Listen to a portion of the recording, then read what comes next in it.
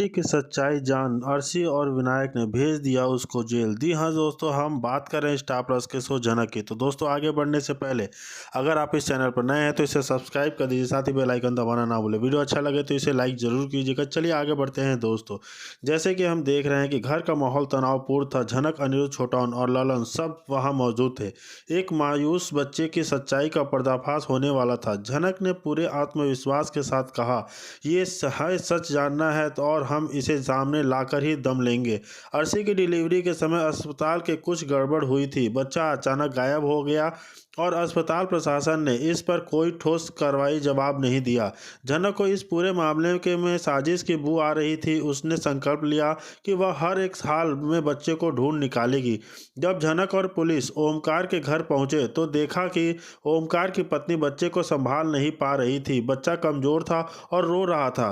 ओमकार ने दावा किया कि बच्चा उनका है, लेकिन झनक ने सख्ती से कहा, अब डीएनए टेस्ट होगा, सच सामने आकर रहेगा। अब ओमकार की पत्नी घबराई तो उसने सच उगल दिया। उसने बताया कि यह बच्चा सृष्टि मुखर्जी ने उसे दिया था और बदले में पैसे लिए थे। वह सुनते ही अनिरुद्ध, झनक और सभी लोग हैरान रह गए। झनक गुस्से में बोली, कैसी एक माँ अपनी ही बेटी का बच्चा किसी और को दे बेच सकती है? यह घिनौना अपराध है। झनक ने ओमकार को चेतावनी दी, अगर तुम चाहते हो कि तुम्हारी सजा कम हो जाए, सच्चाई सबके सामने लाओ। ओमकार घबरा गया और कहा, मैं सब बता दूंगा, मेरे पास सबूत भी है। उसने अपनी रिकॉर्डिंग पुलिस को सौंप दी, जिसमें सृष्टि मुखर्जी की साजिश का पूरा सच था। पुलिस ने सृष्टि मुखर्जी को गिरफ्तार कर लिया और बच्चे को वापस अर्शी को सौंपने की प्रक्रिया शुरू कर दी। झनक की हिम्मत और सच्चाई के प्रति संपूर्ण ने एक मायूस बच्चे को उसकी असली माँ बाप तक पहुंचाया। सृष्टि मुखर्जी जेल में अपने कर्मों की सजा भुगत रही थी, जबकि अर्शी अपने बच्चे को सीने से लगाए खुशी के आंसू बहा रही थी। झनक ने अनिरुद्ध की ओर देखा और मुस्कुराते हुए कहा, अब तक सच्चाई के लिए कोई खड़ा हो तो रहेगा, तब तक अन्याय हारता रहेगा।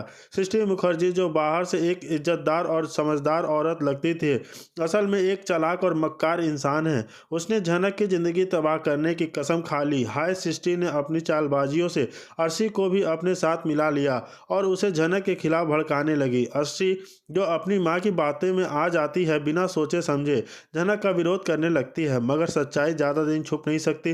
विनायक, जो अब तक अपनी बीवी सृष्टि की हर बात मान रहा था, धीरे धीरे सृष्टि की सच्चाई समझने लगा। उसने देखा कि कैसे सृष्टि ने झूठी कहानियां गढ़कर झनक को एक दुश्मन के रूप में दिखाया। तभी अनिरुद्ध ने अर्शी से कहा, मैं ही कह रहा था कि झनक कभी झूठ नहीं बोलती, पर तुम्हारी माँ सृष्टि ने तो उसे बर्बाद करने की कसम खा ली है और तुम भी सच्चाई को नज़रअंदाज करके अपनी माँ के झूठे शब्दों में चली गई हो। यह बातें सुनकर अर्शी का मन पहली बार डर मुआया। उसने अपनी भूल का एहसास होने लगा। उसने सोचा कि झनक के बिना सोचे समझे विरोध करना एक बड़ी गलती थी। सबूत मिलने के बाद विनायक और अर्शी दोनों ने मिलकर सृष्टि को उसके लिए इस सजा दिलवाने का फैसला लिया। अर्शी ने झनक से मिलकर उसने माफ़ी मांगी और कहा, झनक, तुम्हारे साथ जो भी बुरा हुआ उसका जिम्मेदार सिर्फ और सिर्फ मेरी माँ है। उस तुम्हारे साथ अन्याय हुआ है, मैं और तुम्हें अब एहसास हो गया है कि तुम बिल्कुल सच कह रही थी। झनक ने थोड़ी देर तक अर्शी के देखा, फिर कहा, सच और इंसाफ हमेशा जीतता है। अर्शी दीदी, तुम्हें गलती का एहसास हो गया, यही काफ़ी है। धीरे धीरे सारी सच्चाई सबके सामने आने लगी। विनायक ने खुद सृष्टि के खिलाफ सबूत इकट्ठा किए और उसे जेल भिजवा दिया।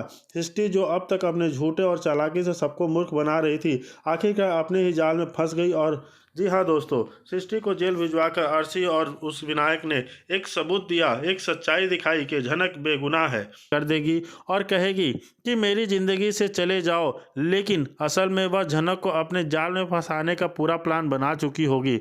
कुलभूषण ने जो लीगल पेपर्स वकील के भेजे थे, वैसी शायद विपाशा के हाथ लगने वाले हैं। वह झनक इसका इस्तेमाल करने वाली है, झनक के खिलाफ षड्यंत्र रचने के लिए कर सकती है। वहीं सृष्टि मुखर्जी चाहती है कि झनक इस घर से निकल जाए, क्योंकि उसकी मौजूदगी से उसकी बेटी की लाइफ में दिक्कतें आ रही हैं। अर्शी भी चाहती है कि झनक मुंबई जाकर अपना करियर बनाए या शादी करके सेटल हो जाए। उससे उसे सलाह दी थी कि वह विवान से शादी कर ले, लेकिन झनक ने इनकार कर दिया इस रिश्ते से और उससे शादी करने के लिए मना कर दिया। झनक की ज़िंदगी में जितनी मुसीबतें हैं, यह शो यही दिखाता रहेगा। क्या झनक कभी एक मजबूत लड़की के रूप में उभरेगी या क्या सबके सामने आ पाएगी? कि नहीं। जनक को यह समझाना होगा कि हर किसी की मदद करना जरूरी नहीं होता, खासकर तब जब लोग सिर्फ उसका फ़ायदा उठाना चाहते हैं और सिर्फ उसका जानते हैं कि उसका फ़ायदा कैसे उठाया जाए। उसे बार बार बेवकूफ़ क्यों बना रहे हैं और वो बनती जा रही है, क्यों अपना इमोशनल धोखे में चक्रव्यूह से बाहर नहीं निकल पा रही है। अब सबसे बड़ा सवाल यह है कि क्या झनक विपाशा की चाल को समझ पाएगी या फिर एक बार फिर उसी की साजिशों के फंस जाएगी। विपाशा के पिता और कुलभूषण के गुंडे भी झनक तक पहुंच सकते हैं। क्या इस बार झनक को फिर से किडनैप कर लिया जाएगा? क्या अनिरुद्ध झनक को बचाने में सफल होगा? यह सब देखने के लिए हमारे साथ बने रहिए। वही दूसरी तरफ विपाशा पर भरोसा करना चाहिए था या नहीं झनक को? क्या हम ये सही बात है? अगर नहीं तो आप हमें कमेंट में ज़रूर बताइए। वही दूसरी तरफ हम देख रहे हैं कि वहाँ तुम्हें सब कुछ पता चल जाएगा, लेकिन विपाशा गुस्से में झनक को टोकती है और झनक ज़्यादा ज्ञान मत दो, अपना काम करो और यहाँ से जाओ। इस ट्रैक में लाल भी कहेगा कि झनक गलत नहीं कह रही है और पुलिस के पास जाना ही सही होगा, लेकिन असली सवाल यह है कि कितने नंबर डिलीट होंगे और कितने ब्लॉक किए जाएंगे, क्योंकि अलग अलग नंबरों से लगातार फ़ोन आ रहे हैं। आगे के ट्रक में दिखाया जाएगा कि विपाशा की चिंता बढ़ती जा रही है। वह घबराई हुई कहती है, मेरी माँ सही कह रही है, वह आदमी बहुत खतरनाक है। दरअसल वह आदमी वास्तव में काफ़ी खतरनाक साबित होने वाला है। इस दौरान बोस हाउस में होली का शानदार और धमाकेदार जश्न मनाया जा रहा है, लेकिन तभी अचानक विपाशा का असली पिता होली समारोह में पहुंच जाता है। वह गुस्से में कहता है, इस लड़की ने बहुत बार मेरा फ़ोन काट दिया, अब इसे समझाना पड़ेगा कि यह किससे पंगा ले रही है। वह धमकाते हुए कहता है, अब तक तो मैं सिर्फ तुम्हारे सामने आया था बेटी, लेकिन अब मैं तुम्हारे पूरे परिवार के सामने आऊँगा। विपाशा को बड़ा झटका लगता है जब वह सुनती है। वह आदमी उसे चेतावनी देता है, मैंने तुम्हारे फ़ोन काटे, मुझे हल्के में लिया, लेकिन तुम्हें नहीं पता कि मेरे पास तुम्हारी माँ के सारे कारनामों के सबूत हैं, तस्वीरें हैं और वीडियो भी हैं। विपाशा तो सब देख के डर जाती है। वहीं दूसरी तरफ बोलता है, अर्शी अगर तुम्हें साथ ऐसा होता तो तुम अपनी यह बात। अर्शी बोलती है कि जब से देख रही हूँ तब से तुम झनक के ही आगे पीछे कर रहे हो की कोशिश करेगा, मैं उसे ख़त्म कर दूंगी। दूसरी तरफ झनक बोलती है कि मैं शादी नहीं करना चाहती हूँ, यह मेरा मर्जी है, कोई भी मेरे साथ ज़बरदस्ती नहीं कर सकता। हाँ, अगर फ्यूचर में मुझे किसी से शादी करनी होगी तो मैं आपको सबसे पहले बताऊंगी, और आपके पति से तो बिल्कुल भी नहीं करूंगी शादी, क्योंकि मैं किसी और का सुहाग छीन के अपना सुहाग छीनने का आदत नहीं है। मैं किसी और का सुहाग छीन के शादी नहीं करना चाहती, मुझे और ही कोई भी भिखारी नहीं हूँ। अर्शी बोलती है कि झनक तुमने मुझे भिखारी बोला। अर्शी बोलती है कि अनिरुद्ध से देखो अनी, ये देखो क्या बोल रही है अनी, यह लड़की शादी करके तुम्हें ठेकेदार दिखा रही है, यहाँ से चली जाइएगी।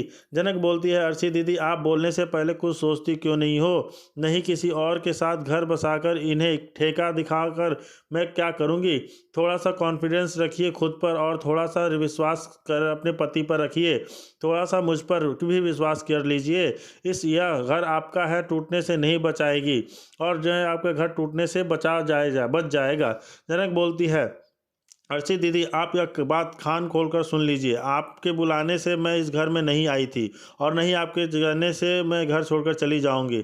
मेरा जब भी मन करेगा तभी इस घर से जाऊंगी, नहीं तो नहीं। अब दूसरी तरफ होली का त्यौहार मनाया जाता है, जहां पर नेमी बोलती है सृष्टि से, इतने दिनों से सृष्टि आंटी आप झनक को मेरी बेटी का कर बोल रही थी, इतनी जल्दी आप कैसे बदल गई? सृष्टि बोलती है, यह मेरी बेटी, इसका यह मतलब नहीं है इसकी गलतियां माफ़ कर दूंगी।